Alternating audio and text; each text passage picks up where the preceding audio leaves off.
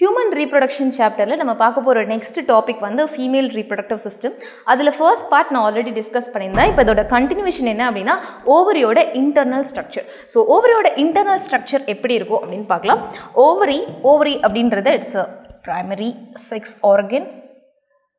So if we consider this as a ovary, எந்த ஒரு organ நம்ம பாடியில் எடுத்துக்கிட்டாலும் அந்த ஆர்கனுக்கு கார்டெக்ஸ் அப்படின்றது outermost portion, medulla அப்படின்றது innermost portion. எந்த ஆர்கன் எடுத்தாலும் மோஸ்ட்லி கார்டெக்ஸ் medulla அப்படின்றது காமனான ஒரு ஃபீச்சர். அதே மாதிரி இந்த ஓவரிக்கு இப்போ வெளியில் இருக்கிற ரீஜியன், அதாவது outermost, இப்போ நான் இப்படி ஒரு லைன் போடுறேன்னு வச்சுக்கோங்களேன், இது வந்து கார்டெக்ஸ் ரீஜியன்.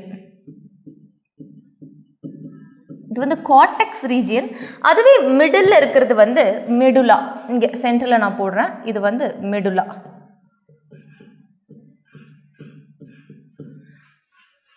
இப்போ ஓவரியில் நடக்கிற சேஞ்சஸ், ஓவலேஷனாக இருக்கட்டும், ஊஜெனிசிஸாக இருக்கட்டும், மென்ஸ்ட்ரல் சைக்கிளாக இருக்கட்டும், இதில் நடக்கிற சேஞ்சஸ் கார்டெக்ஸில் நடக்குமா மெடுலாவில் நடக்குமான்னு கேட்டால் கண்டிப்பாக மெடுலாவில் தான் நடக்கும். இந்த மெடுலாவில் என்ன மாதிரியான செல் ஸ்ட்ரக்சர்லாம் ப்ரெசென்ட் ஆயிருக்கும் அப்படின்னா, ஃபர்ஸ்ட்டு நமக்கு ஒரு சின்ன எக்கு, இந்த எக்கை சரவுண்ட் பண்ணி ஒரு சின்ன லேயர், ஃபாலிகுலார் லேயர்.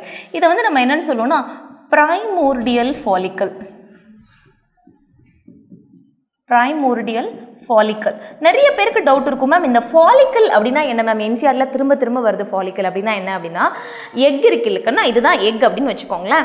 இந்த எக்கை சரவுண்ட் பண்ணி ஒரு லேயர் இருக்குது, அந்த லேயருக்கு நம்ம பேர் கொடுக்குறோம், அது வந்து ஃபாலிக்கல் அப்படின்னு சொல்லிட்டு. இப்போ இந்த ஃபாலிகுலார் செல்ஸுக்கு ஃபங்க்ஷன் இருக்கானா இருக்குது. இப்போ இந்த ஃபாலிகுலார் செல்ஸோட ஒரு பெஸ்ட் ஃபங்க்ஷன் சொல்லணும்னா, they secrete a hormone called estrogen, female sex hormone. எஸ்ட்ரோஜனை செக்ரேட் பண்ணிட்டு இந்த ஃபாலிகுலார் செல்ஸோட ஒரு பெஸ்ட் ஃபங்க்ஷன் கூட சொல்லலாம்.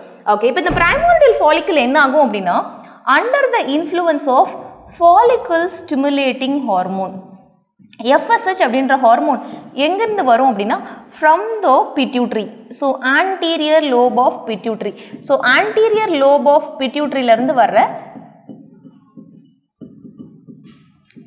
இந்த ஃபாலிக்கல் ஸ்டிமுலேட்டிங் ஹார்மோன் FSH அப்படின்ற ஹார்மோன் என்ன பண்ணுன்னா, இந்த பிரைமோர்டியல் ஃபாலிக்கில் அது ஒரு எஃபெக்ட் வச்சுருக்கும். என்ன அப்படின்னா, இந்த ஃபாலிக்கல் கொஞ்சம் கொஞ்சமாக வளர ஆரம்பிக்கும். ஸோ அதை வந்து பிரைமரி ஃபாலிக்கலாகவும், அதுக்கப்புறம் செகண்டரி ஃபாலிக்கலாகவும், அதுக்கப்புறம் கொஞ்சம் அதை விட பெருசாக tertiary follicle.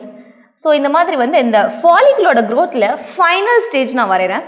Final and important stage என்ன அப்படின்னு பார்த்தீங்கன்னா கிராஃபியன் ஃபாலிக்கல். அந்த கிராஃபியன் ஃபாலிக்கல் எப்படி இருக்கும் அப்படின்னா, இது ஒரு எக்கு, இந்த எக்கை சரவுண்ட் பண்ணி ஒரு லேயர், அதுக்கப்புறம் அதை சரவுண்ட் பண்ணி இன்னொரு லேயர். ஸோ இந்த ஓவரால் ஸ்ட்ரக்சரை நம்ம என்னென்னு சொல்கிறோன்னா கிராஃபியன் ஃபாலிக்கல். இப்போ இந்த கிராஃபியன் ஃபாலிக்கலில் இங்கே கூட நிறைய செல்ஸ் ப்ரெசென்ட்டாக இருக்கும். இந்த கிராஃபியன் ஃபாலிக்கலை நம்ம எப்படி கேரக்டரைஸ் பண்ணுறோம் அப்படின்னா, நான் வந்து அந்த ஸ்ட்ரக்சரை தனியாக வரைகிறேன், அது மூலமாக உங்களுக்கு இந்த பார்ட்ஸ் எல்லாம் கிளியராக புரியும். இங்கே நான் எழுதுகிறேன் கிராஃபியன் ஃபாலிக்கல். ஏன் மேம் இந்த கிராஃபியன் ஃபாலிக்கல் இம்பார்ட்டண்ட், ஏன் நம்ம இதை படிக்கணும் அப்படின்னா, இந்த ஃபாலிக்கலுக்குன்னு ஒரு மேக்ஸிமம் மெச்சூரிட்டி இருக்கும் இல்லைமா. இந்த ஃபாலிக்கல் வந்து தே கேனாட் கீப் க்ரோயிங்.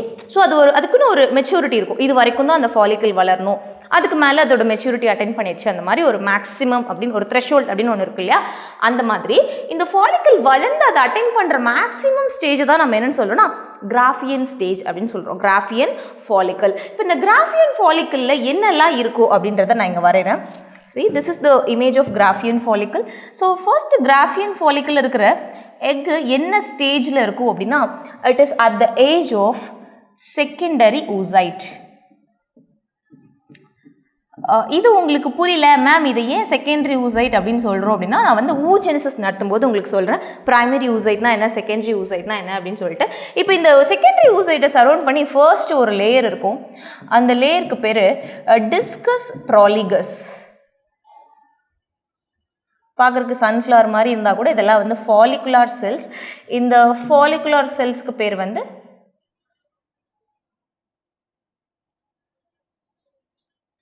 இந்த ஃபாலிகுலார் செல்ஸுக்கு பேர் டிஸ்கஸ் ப்ராலிகஸ். டிஸ்கஸ் ப்ராலிகஸ். இப்போ இந்த டிஸ்கஸ் ப்ராலிகஸை சரவுண்ட் பண்ணி என்ன இருக்கும் அப்படின்னா மெம்பரேனா கிரானுலோசா அப்படின்னு சொல்லலாம். மெம்பரேனா கிரானுலோசா. கிராஃபியன் ஃபாலிக்கல் வந்து ஒரு சொல்லப்போனால் ஒரு பிரம்மாண்டமான ஸ்ட்ரக்சர். அதில் வந்து நிறைய லேயர்ஸ் இருக்கும். இது வந்து ஒரு ஃபாலிகுலர் க்ரோத்லேயே இது வந்து ஒரு என்ன சொல்லலாம், இது வந்து ஒரு இம்பார்ட்டண்ட்டான ஸ்டேஜ் அப்படின்னு சொல்லலாம். இந்த மெம்ப்ரேனாக்கி இதுக்கு வந்து நான் 2 கலர் யூஸ் பண்ணி 2 லேயராக வரைகிறேன். So that you can understand this one very better. இப்போது நான் வரைஞ்சிருக்க இந்த 2 லேயருமே சேர்த்து நம்ம இதுக்கு என்ன பேர் கொடுக்கலாம் அப்படின்னா, இந்த 2 லேயரும் சேர்த்து மெம்பரேனா கிரானுலோசா.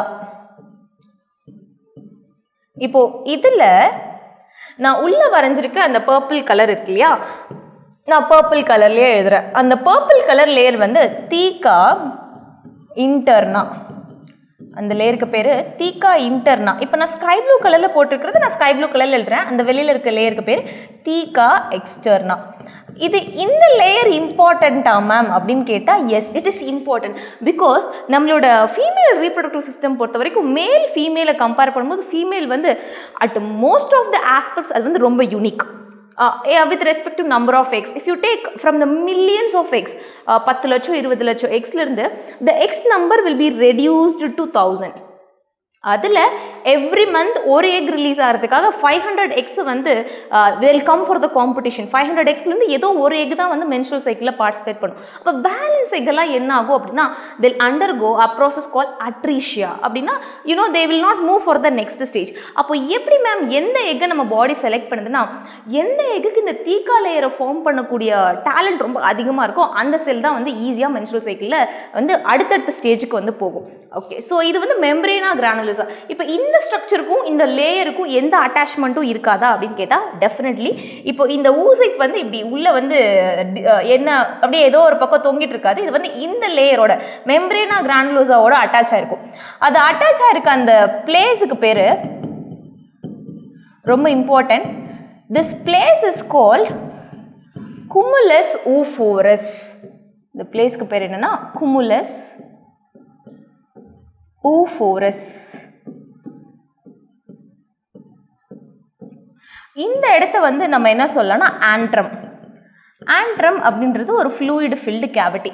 ஸோ இதுதான் overall structure of graafian follicle.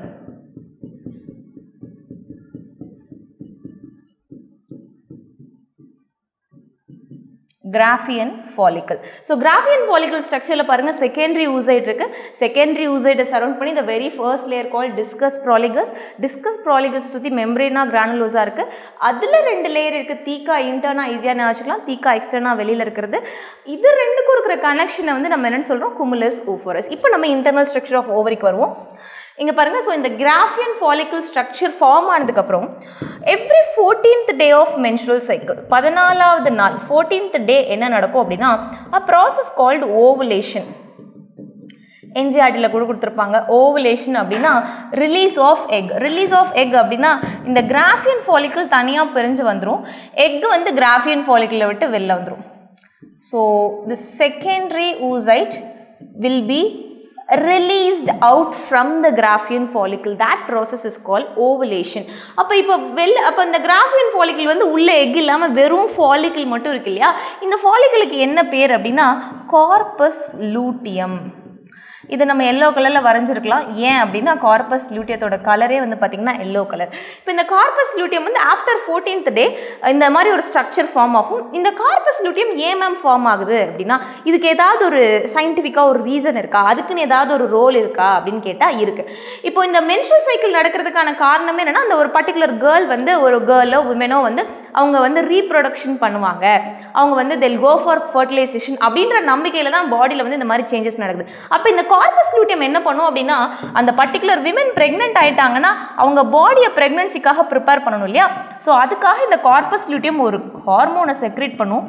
அந்த ஹார்மோனுக்கு பேர் ப்ரொஜெஸ்ட்ரான். ஈஸியாக ஞாபகம் வச்சுக்கலாம். ப்ரொஜெஸ்ட்ரான் என்னோட ஸ்டூடெண்ட்ஸ்க்கு நான் சொல்கிறது, ப்ரொஜெஸ்ட்ரானை நீங்கள் எப்படி ஞாபகம் வச்சுக்கலாம் அப்படின்னா P for pregnancy. Progesterone is a pregnancy hormone which is secreted by the structure called corpus luteum. அதுக்கு ஏன் மேம் லூட்டியம்னு பேர் வச்சுருக்காங்க அப்படின்னா, see லூட்டியம் அப்படின்னு எங்கெல்லாம் பேர் இருக்கோ அது வந்து it is related to some yellow color in nature. So based on the color they can அவங்களுக்கு வந்து இந்த மாதிரி நேம் வச்சுருக்கலாம் corpus luteum அப்படின்னு சொல்லிட்டு. பட் இந்த இடத்துல அதோட ஃபங்க்ஷன் என்னென்னா ப்ரெக்னன்சியை மெயின்டைன் பண்ணுறது. ஓகே, இப்போ இந்த கேர்ள் ப்ரெக்னென்ட் ஆனால் கார்பஸ் லியூட்டியம் அப்படின்ற ஸ்ட்ரக்சர் அங்கேயே இருந்து அது என்ன ஃபங்க்ஷனோ அதை பண்ண போகுது. இப்போ அந்த கேர்ள் ப்ரெக்னென்ட் ஆகலைன்னா இந்த ஸ்ட்ரக்சர் என்ன ஆகும் அப்படின்னா தி structure will be converted into corpus albicans. Will be converted into what? Corpus albicans. So இதுதான் வந்து ஃபீமேல் ரீப்ரடக்டிவ் சிஸ்டத்தோட செகண்ட் ஹாஃப் ரொம்ப ஈஸியாக இருக்கும். பிகாஸ் ஓவரி எடுத்துக்கிறோம், அதோட இன்டர்னல் ஸ்ட்ரக்சர், அதில் ஃபாலிக்கிளில் என்னென்ன சேஞ்சஸ் நடந்தது இன்னும் கூட சொல்லலாம். இந்த ஃபாலிக்கிள் என்ன ஹார்மோனை ரிலீஸ் பண்ணும் அப்படின்னா எஸ்ட்ரோஜன். இந்த கார்பஸ் லியூட்டியம் ஃபார்ம் ஆகிறதுக்கு என்ன ஹார்மோன் தேவைப்படும் அப்படின்னா லியூட்டினைசிங் ஹார்மோன். இந்த மாதிரி நிறைய ஹார்மோன்ஸ் இருக்குது. ஸோ இந்த மென்ஸ்ட்ரல் சைக்கிளில் படிக்கும்போது உங்களுக்கு கிளியராக புரியும் எந்த ஹார்மோன் என்ன ஃபங்க்ஷன் பண்ணுது அப்படின்னு. இது வந்து ஜஸ்ட் இந்த structure of internal structure of ovary. இதில் நம்ம எக்ஸ்ட்ராவாக ஒரு ஸ்ட்ரக்சருக்கு இம்பார்ட்டன்ஸ் கொடுத்துருக்கோம். அது என்ன அப்படின்னா இந்த graafian follicle structure. Okay, so இந்த graafian follicle and internal structure of ovary உங்களுக்கு நல்லா புரிஞ்சிருக்கும்னு நினைக்கிறேன். இன்னும் கூட உங்களுக்கு டவுட் இருக்குது, சில கான்செப்டில் இது வந்து புரியல, இது ஏன் வந்துச்சுன்னு தெரில, மேம் இதோட ஃபங்க்ஷன் சொல்லுங்கள் அப்படின்னு உங்களுக்கு என்ன டவுட் இருந்தாலும் நீங்கள் கமெண்ட்டில், இந்த யூடியூப் வீடியோ கீழே கமெண்ட்டில் வந்து உங்களோட டவுட்டை நீங்கள் வந்து கமெண்ட் பண்ணலாம். நிச்சயமாக உங்களோட டவுட்டுக்கு நான் ஆன்சர் பண்ணுவேன். இந்த வீடியோ உங்களுக்கு பிடிச்சிருந்ததுன்னா லைக் பண்ணுங்கள், இந்த வீடியோ உங்களோட ஃப்ரெண்ட்ஸுக்கு ஷேர் பண்ணுங்கள். நம்ம சேனலுக்கு சப்ஸ்கிரைப் பண்ணலன்னா subscribe to our channel. Thanks for வாட்சிங்.